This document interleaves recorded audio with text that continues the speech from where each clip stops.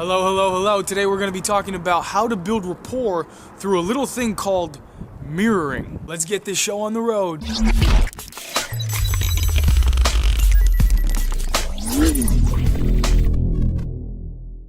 We all want to connect with others. We all want to have better relationships with other people and to know that other people like us. It's a part of being a human. One of the biggest factors to our happiness and our life fulfillment is the quality of our relationships. And I'm not just talking about our intimate relationships. I'm also talking about our relationships with our friends, our family members, our co-workers, and so on. Being able to connect with others is one of our basic human needs. And if that's not in order, then life can get very miserable very quick. Connecting with others and building rapport is also a source of power, a source of influence. So for example, let's say you want to move up in your company. A lot of times it's not just based on how hard you work, but it's also based on how good your relationships are with your managers and the other higher ups. Hint, hint, life lesson. So building rapport is a must if you want to achieve something. Also, if you want to gain some sort of knowledge or some sort of information or even help from somebody else. People only help people who they like.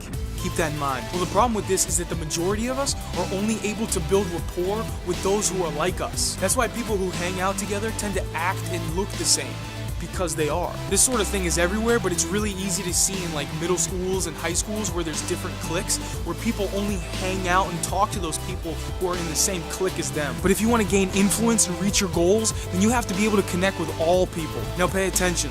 Rapport is created by a feeling of commonality. So people become friends because they have things in common, and that's at the center of all relationships. Now most people will only try to build rapport with others by talking to them, by asking them questions about themselves, by seeming interested in what they have to say, or by acting like they have the same interests and hobbies. And that's great, many times that will work, but sometimes it won't work. Why are you asking me all these questions, weirdo? All you wanted was to be nice, but this person just doesn't seem to like you. Well, that's when we turn to body language. Dr. Albert Mehrabian?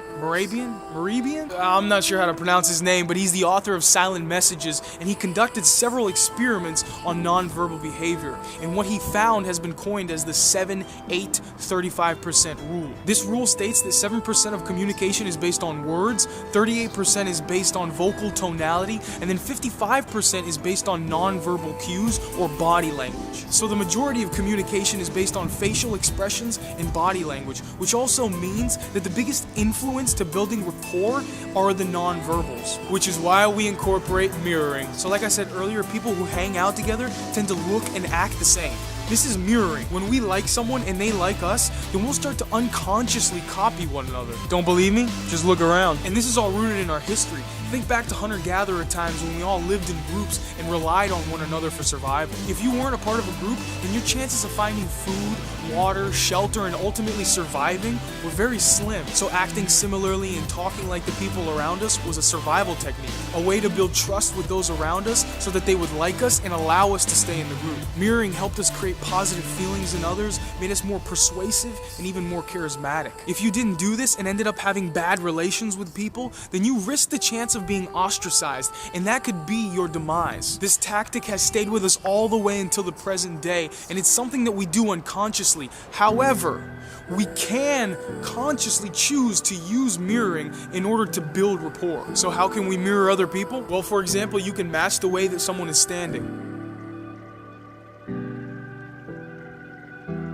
You can also match the tone of their voice or certain words that they use. Or you can match the way that they're sitting. But keep in mind that you don't need to match their behavior exactly. Actually, you shouldn't. Mirror some things, but don't make it seem obvious, and don't overdo it. If someone is standing with their arms crossed and you're mirroring them, and then they uncross their arms, you don't have to follow them right away. Stand with your arms crossed for a little while. If you're too obvious about it, then the other person is going to sense that something is off, and they may feel a little worse about you. Keep it natural, because mirroring is an unconscious thing. We can definitely use it to our advantage, but can also backfire if we're not careful. That being said, let's say you want to build rapport with your boss. You have to be very careful about what sort of mirroring you do. So let's say you walk into your boss's office, they're sitting in their chair, they turn to you, and then they kick back and put their arms behind their head. This is usually a sign of confidence and authority. So if you walk in, you sit across from them, you put your arms behind your back, and you kick back just like they are, not only are they going to feel weird, but they may feel like you're being too aggressive. When it comes to the workplace or any other place where there's a distinct hierarchy,